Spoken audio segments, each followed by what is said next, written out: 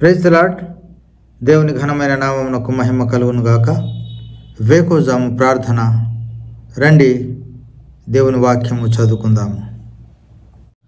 కొరింథీయులకు రాసిన 2వ పత్రిక 3వ అధ్యాయం 18వ వచనం.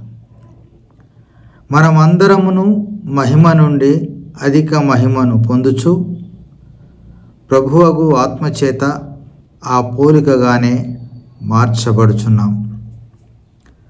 ప్రభునందు ప్రియమైన దేవుని ప్రజలారా, ప్రభు నామమున అందరికీ వందనాలు, శుభోదయం. అపోస్తలుడైనటువంటి పౌలు కొరింథీ సంఘానికి వ్రాస్తూ ముసుగు లేని పరిచర్య గురించి వివరిస్తూ ఉన్నాడు. ఈ 3వ అధ్యాయం అంతా ముసుగు అనేటువంటి ఒక చక్కని మాటతో దేవుని యొక్క ఆత్మచేత తను నమ్మినటువంటి ప్రతి వారికి ఇచ్చినటువంటి ఒక మహిమను, ముసుగును, ఈ రెండింటిని కలిపి వివరిస్తూ వచ్చాడు. మోషే ఇశ్రాయేల్ ప్రజల కొరకు సీనాయి పర్వతం మీద దేవునితో ముఖాముఖిగా ఉండి దేవుడిచ్చినటువంటి 10 ఆజ్ఞలను, ఆ పలకలను తీసుకొని వచ్చేటప్పుడు ఆయన ముసుగు ధరించాడు అని వ్రాయబడి ఉన్నది. మోషే ముఖము వెలిగిపోతూ ఉన్నది. దేవుని యొక్క మహిమ మోషకు అది ఆవరించి ఉన్నందున మోషే ముఖం కూడా ప్రకాశిస్తున్నది. ఆ యొక్క ముఖాన్ని ప్రజలు చూడలేకపోయారట. అయితే అక్షరార్థమైనటువంటి ప్రతి ఆజ్ఞలు నిత్యజీవాన్ని ఇవ్వలేదు, కానీ ఇశ్రాయేల్ ప్రజలని క్రమశిక్షణతో జీవింపజేయడానికి ఉపయుక్తమై ఉన్నటువంటి ఆజ్ఞలు. అయితే అక్షరము చంపివేయును, ఆత్మ జీవింపజేయునని ఈ యొక్క అధ్యాయంలోనే పౌలు గారు చక్కగా వివరిస్తూ వచ్చాడు. ఎందరైతే తిరిగి జన్మిస్తారో, పరిశుద్ధులుగా ఆత్మచేత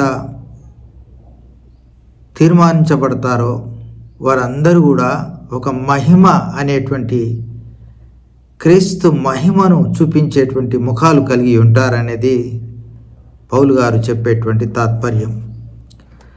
కనుక మనము ఈ యొక్క వచనంలో మనం గమనించినట్లయితే మనమందరమును క్రీస్తు కల్వరి శిలువలో మనకిచ్చిన రక్షణ ద్వారా ప్రాప్తించినటువంటి ఆ మహిమ నుండి అధిక మహిమను పొందుచు ఆత్మచేత మనము దినదినము దేవుని పోలికగా మార్చబడుచున్నాము అంటాడు.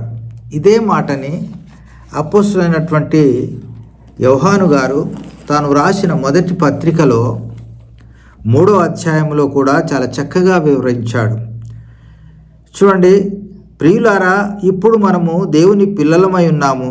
మనమిక ఏమవుదుమో అది ఇంకా ప్రత్యక్షపరచబడలేదు, కానీ ఆయన ప్రత్యక్షమైనప్పుడు ఆయన ఉన్నట్లుగానే ఆయనను చూతుము గనుక ఆయనని పోలి ఉందుమని ఎరుగుదుము అంటాడు. చూడండి, మనము యేసు ప్రభు వారి యొక్క పోలికలోనికి మార్చబడుతున్నాం.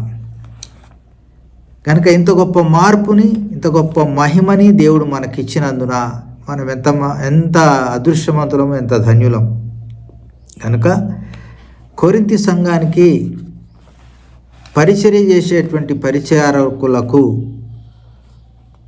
ఉన్నటువంటి ఒక ముసుగు అర్థాన్ని తీసివేస్తూ పరిచర్య అర్థాన్ని, ఆంతర్యాన్ని వివరిస్తూ మనమందరం కూడా ఈ ముసుగు లేని జీవితాన్ని, దేవుడు అనుగ్రహించే మహిమా జీవితాన్ని కొనసాగిస్తూ ఆయనను చూచినప్పుడు లేదా మనము మహిమలో ప్రవేశించినప్పుడు ఆయనను పోలి ఉంటామనేటువంటి దానికి నిదర్శనంగా ఈ వాక్యం మన ముందు ఉన్నది. ఒక భక్తుడు ఈ విధంగా ఈ వాక్యాన్ని ఆధారంగా చక్కగా వ్రాసినటువంటి పాట జ్ఞాపకం వస్తుంది.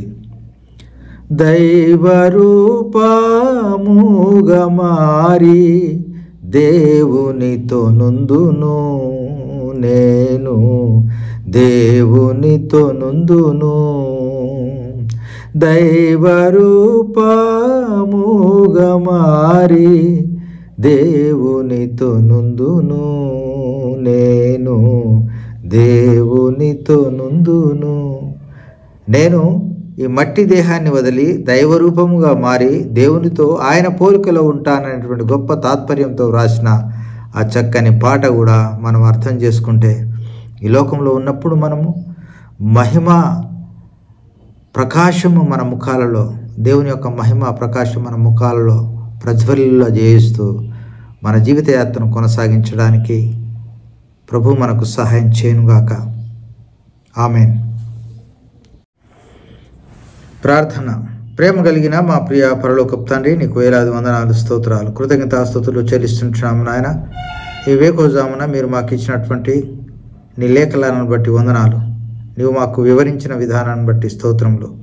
ఈ మట్టి దేహము మహిమదేహముగా మార్చబడుతుంది అని ప్రభువా నీ రక్షణ ద్వారా తండ్రి నీవు మాకు ఇచ్చిన నీ యొక్క ఆత్మ ద్వారా మేము నడిపింపబడుతూ ఆ విధంగా నీ పోలికగా మార్చబడేటువంటి ఈ యొక్క ప్రయాణంలో మమ్మల్ని కొనసాగింపజేస్తున్నందుకై వందనములు, స్తోత్రములు చెల్లిస్తూ ఆ దినం కొరకు నాయన మేమందరం కూడా ఎదురు చూసేటువంటి బిడ్డలంగా ఉండడానికి నీ వాక్యము మాకు ప్రభువా మరి నాయన ప్రేరణ కలిగిస్తున్నందుకై స్తుతి స్తోత్రములు చెల్లిస్తూ మమ్మల్ని అందరినీ ప్రభు ఆ విధంగా నీవు నడిపించుమని యేసయ్య అతి శ్రేష్టమైన నామమును స్తుతించి ప్రార్థించి అడిగి వేడుకొనుచున్నాం తండ్రి.